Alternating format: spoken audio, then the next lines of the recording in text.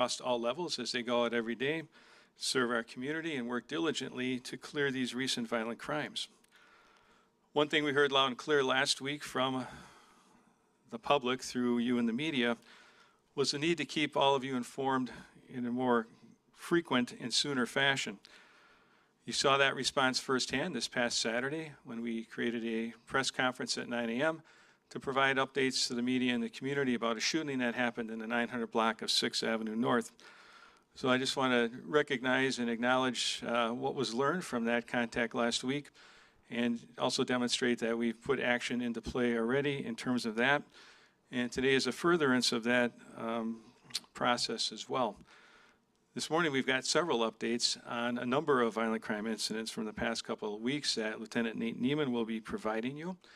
Afterwards, if you have questions, we're happy to stand for those related to the cases that were presented. And I'll turn it over to Lieutenant Neiman. Good morning. On Friday, August 1st, the Fargo Police Department responded to a bank robbery at Wells Fargo downtown. Through investigative leads, the suspect, Jay Barker, was taken into custody within hours. We are working closely with the FBI on this case, and we can't release any further details at this time. On the murder of Azine Holmes from the 50 block of Broadway, we are still looking for Tyreek Jones. If anyone has any information regarding him or his whereabouts, please contact the Fargo PD at 701-241-5777. Anonymous tips can be submitted by texting the keyword Fargo PD and the tip to 847-411. On the Elijah Hughes murder from 4702 16th Avenue South, Ciandre Douglas was arrested for murder. All of the cases we talked about last week have been referred to the State's Attorney's Office for formal charging.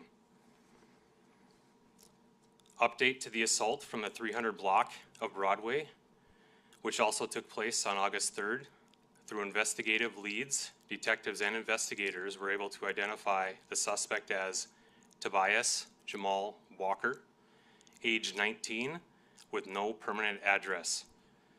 Yesterday evening, with the assistance of Metro Street Crimes and the Moorhead Police Department, we were able to locate and arrest Walker in Moorhead, Minnesota. Walker is currently in custody at the Clay County Jail.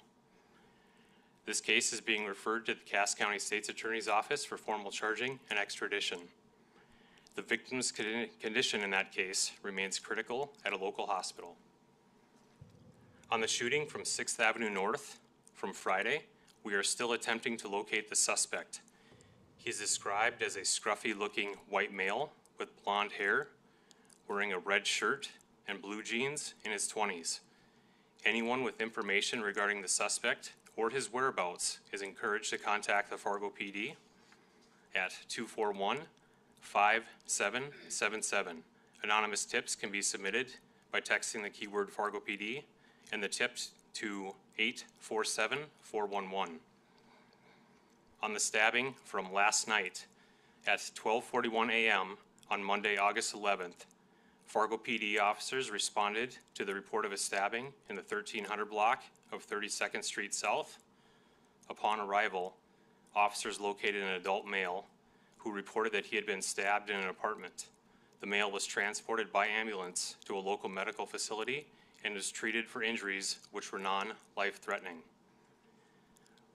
Through investigation, officers determined that the suspect, who was known to the victim, had fled into another apartment down the hall in the same building. Officers repeatedly ordered the suspect to exit the apartment, but the suspect would not comply. The Red River Valley SWAT team was requested to safely apprehend the suspect. At 5:15 a.m., the Red River Valley SWAT team deployed an FSTD and utilized a ram to enter the apartment and assist the FPD in executing the arrest warrant for the suspect identified as Boehm Don. Don, a 33-year-old Fargo resident, was arrested without incident. He was booked into the Cass County Jail for aggravated assault with a deadly weapon, preventing arrest, as well as outstanding warrants, including aggravated assault out of Hennepin County. At this time, I can answer any questions on these cases.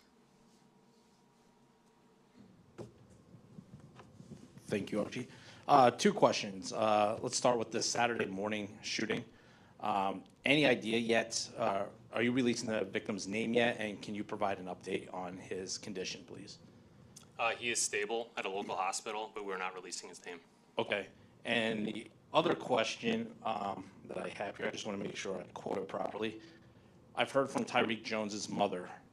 She tells me, quote, has expressed willingness to turn himself in peacefully, but only if he is guaranteed fair treatment and safety. What's kind of your message if Tyreek sees this? We would encourage him to cooperate with law enforcement, and we are following up with all leads at this time.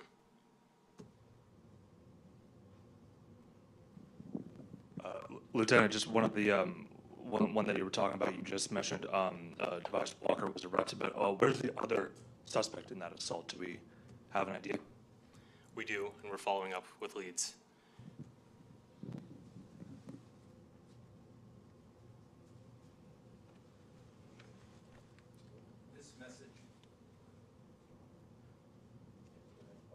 This question may be best for the chief, just regarding, you brought up the anomaly, what we've seen over the past week.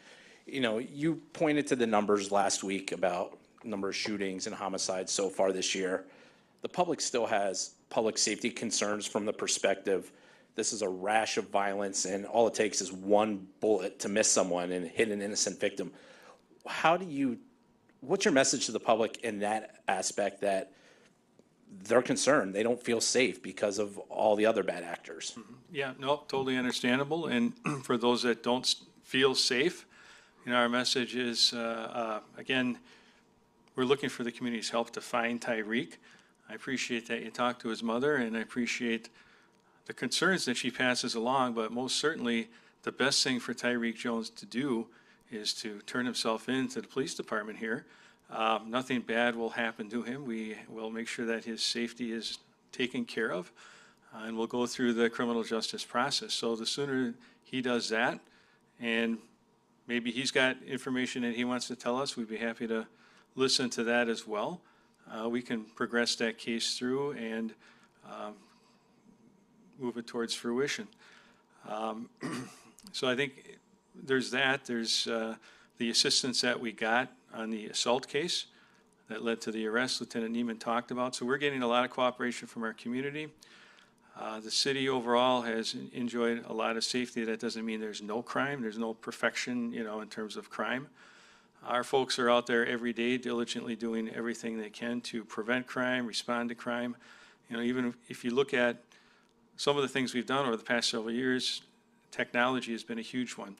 That bank robbery suspect, which I think he was in custody within under 2 hours, closer to an hour and a half, was largely due to the technology that we've got and that we used in place immediately when the call came over. We have people on this in the real-time crime center as well as responding on the ground, and then communications and really shoring up those pieces and locating this individual and arresting him. Many of these other cases benefit from that very same technology, but sometimes we don't have all of the pieces and we look for the community to step up and help us out. That's a big piece. It's a team effort in terms of public safety. Is there anything you're going to do, though, in the wake of this to kind of reassure the community they can feel safe going downtown or going out and about? Sure. Well, you know, for one thing, I guess, and here's another positive note, you know, we had a number of events this weekend. We've had our, as I talked about last week, our additional saturation patrols down there through bar closing and real-time crime center oversight. We had some assistance from Cass County as well with those efforts, and we appreciate that partnership. Our downtown corridor this past weekend was very orderly compared to the prior weekend. The shooting that occurred, of course, wasn't in that downtown corridor. It was just another crime that came up and drew our attention. The events over the weekend, the Red River Valley Farmers Market and the Pride events, both Saturday and Sunday, both very well attended. No issues of significance at all. If you go back a couple weeks to the street fair, we had the highest attended street fair in city history and virtually no significant incidents whatsoever. So again, I think if we take all of those things into context, we have a lot of very positive public safety things going on in our city, not just city as a whole, but in that downtown corridor. But again, crime does happen. Our ability to respond and our expertise that our team does in terms of getting on this quickly, a sense of urgency. If I want to go back 4 or 5 years when I first started here, we weren't always calling people in the middle of the night for somebody else. Some of these we would. Oops, sorry about that.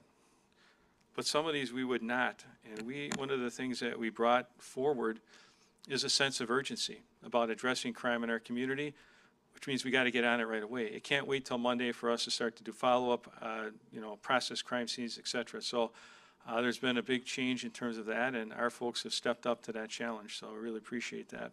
And I think the community knowing that should give them some comfort that we're doing everything we can. What exactly is proving difficult to catch Tyreek Jones? Are there any possible charges coming for people who may be helping him to hide, anything like that? Sure. I mentioned this last week, and this still stands, that anyone and everyone involved from these initial feuds and any related crimes, but also that would aid or abet Tyreek Jones and or others involved from being apprehended, would most certainly be referred through the criminal justice system. Whether or not he's getting assistance, hard to say. We've got our federal partners working on this as well. They have a real good track record, and I'm sure it's just a matter of time before he is located and arrested. We want that to be a peaceful arrest. And again, the best thing that he can do to ensure that is to come turn himself in, and then we would end that, and those concerns would be negated. Chief, I would just want to ask, we've seen crimes these past few weekends, and as you mentioned, that one of them is Tyreek Jones, who has been known for violence, and in this past thing that we released, that he was on unsupervised probation, and there is another person that was arrested just recently who was on an outstanding warrant. What do you think is the issue right now with these crimes? Is there like an issue with people who are out there on outstanding warrants, or is it on like an issue with unsupervised probation and they've had a history of violence, or we just don't know? Well, I would say that based on what we're seeing, a combination of all of the above. And if you think back a few weeks ago when we were discussing the officer's assault by Mr. Manitowabi, and the fact that he was out of prison on unsupervised release. And so I think what we've done since that, and I want to credit Director Colby Brown at the DOCR, because we reached out to him and had a discussion about notification for people who are released into our community on unsupervised release. And so that process is being worked on right now with DOCR, so we appreciate their cooperation and partnership on that, because in a lot of those instances, as you mentioned, if they're not supervised and released, we probably don't know they're even here, and we can't give them any attention. Now, some folks are going to come back and reintegrate fine, but some of them will not. Some of them will return to the criminal conduct that landed them there in the first place. So just a couple of quick cleanup questions. Other than the 2 shootings from last weekend on Sunday, all these other ones, they're unrelated, correct? Or don't we know that yet? When you say the aggravated assault, The aggravated assault, the stabbing, and the shooting, shooting, yeah. homicide. Yeah, The stabbing is unrelated. That's a internal apartment. I believe it's resident to resident, but I'll let Lieutenant Neiman comment on that. Is that right? Correct. Okay. It's unrelated. Are you talking about unrelated to the shootings? yeah, the 2 shootings that happened on that Sunday. Correct. Yeah. And then also, why are we not releasing the names of the victims in the stabbing? As far as the victim goes, the one that's in critical condition? Or wait, sorry, not, sorry. Why are we not releasing the name in the Saturday shooting of the victim? We usually don't release the names of the victims. Okay. As far as Elijah Holmes goes, does he live, or did he live at Westwood Apartments? Elijah Holmes, Yeah. Or sorry, Elijah Hughes. I'm sorry. Ed Hughes. Yeah. I can get back to you on that one. I don't know his exact residency at this time. Okay.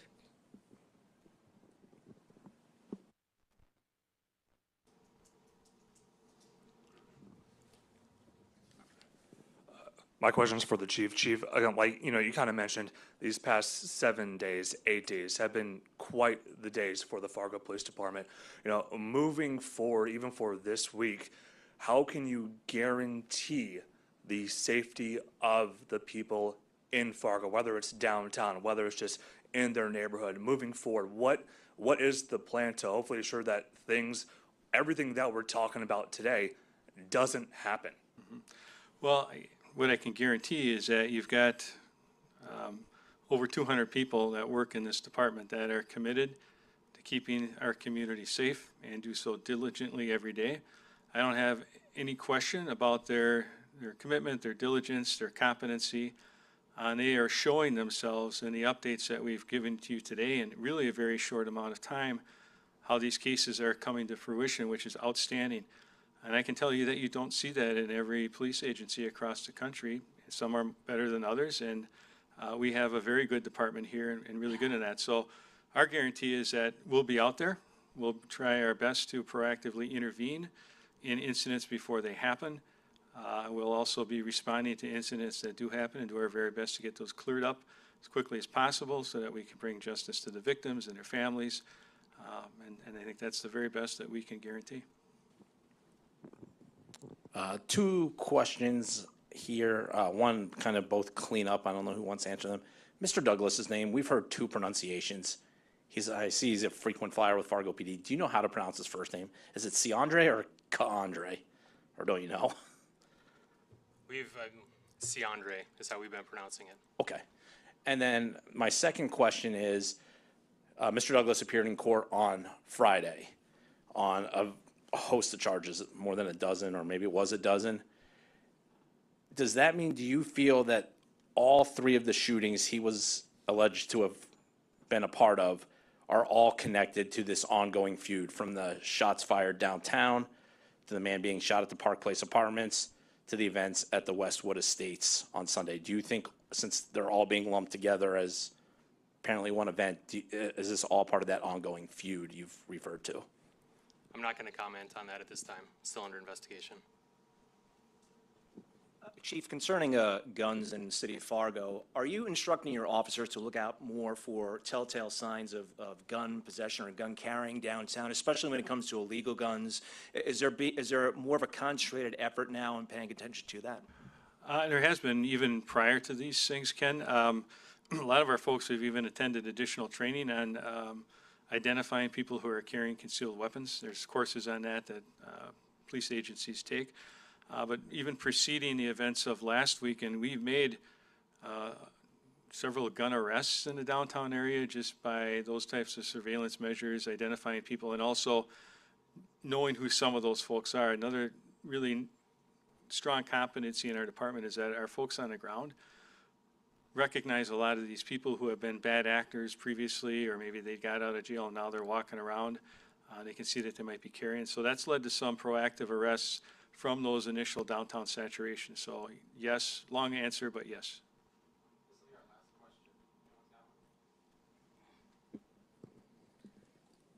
So what have conversations about getting information out faster to the public, or at least holding press conference have been like? And then also Grand Forks, Moorhead, Bismarck, they have lieutenants or captains who are their spokespeople. Has there been any thought about going back to that model that Fargo had about 4 or 5 years ago? Well, absolutely. And so if you recall, and let's back up a little bit, but for a long time, people wanted to hear from me. When I was in Milwaukee, for instance, we had our lieutenants and captains providing daily press briefs, informal press briefs. Obviously, there was a lot more crime to talk about. And I think, Don, you might remember that conversation that we had over lunch way back when. And I said, look, if you want to come in every day and sit down informally with our investigations commander, we'll do that. But I think you came back and said, you know what, there's not that many instances for us to do that every day, et cetera. But certainly that's always on the table. We don't have to have a formal press conference to update the media on some of these crimes, but we don't have the volume, which is a nice problem. As I said, this week, since last week, we had a bunch of discussions at the executive team level, myself and assistant chief and our captains. Lieutenant Neben was involved in that discussion as well, about how we could expedite this and absolutely getting a lieutenant, which is another key piece to our budget proposal and personnel. We're adding 3 lieutenants next year because we don't have a lieutenant on duty 24/7, which is an absolute necessity for a department of our size. We need someone in that shift commander role so that sergeants can be on the street, everyone can do their job, and that lieutenant can handle, general information, which I think actually happens now. I know that they take some calls and they provide general info, working in tandem with the comms team. But even things of this nature, as you saw this weekend, Lieutenant Neiman did a great job, right? So that's absolutely easy to do. I think it's sometimes I feel there's maybe confusion about who you would like to hear from. So I have no issue with that whatsoever. Comment on that, Chief. A great question, because basically we're going to look at our policy on communication and how we do that. I'd love you to give me any advice as other places how they do it, what happens. I know Don's here in the crowd, and he used to get the guy in the middle of the night, get a guy, and he'd give a report. So I think Saturday worked. 9 o'clock, you guys had a press conference. We gave it as quick as we could get it out there. I hope we quit having this horrendous week of another thing happening. But if we have to have press conferences daily, we'll do that. I do want to look, and I'd welcome the press to just give us advice as what you think would be reasonable to help you out, to get the news out. I think the important part we missed is the public wants to know they're safe. I hear that question over and over. And we're a big metropolitan area. Things are happening. A lot of stuff we heard this weekend is people who knew each other. It wasn't random strangers. So people have to know that. And the second thing, we're a bigger department. We have over 200 people that are working in the police department. So I think it's great what's been happening as far as we're apprehending people, we're getting people, we're doing the things we need to do. But on that policy, I'm rewriting the policy right now with the chief and communications to have a policy that worked for the press. So thank you.